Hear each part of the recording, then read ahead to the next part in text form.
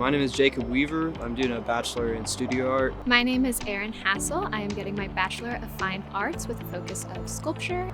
This project was done for the From the Ground Up Community Garden here in downtown Pensacola. From the Ground Up Community Garden, it's a community center. They have live music, they have events.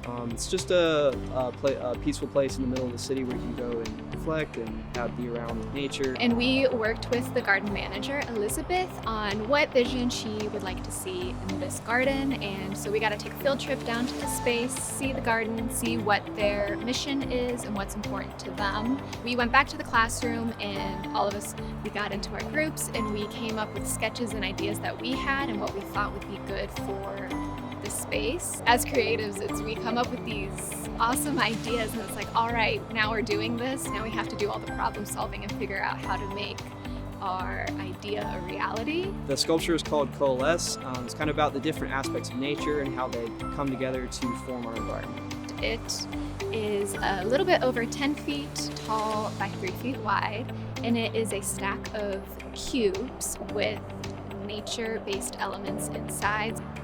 So as a high-impact practice, this was a major learning experience for I as well as many of my classmates. Most have never worked with a client before, or for making art for someone else, for that matter. Many of us just work for our assignments currently. It was a group project our whole class worked on together. We had various teams that we set up. So we had a design team, we had a welding team, people working on the acrylic fabrication and hanging. There was a lot of troubleshooting that was kind of done as a group. Critical reflection as an artist is something that I use in my everyday life in art practice. We are constantly critiquing our works and seeing how they can be improved, what the strong points are, what the weaker points are.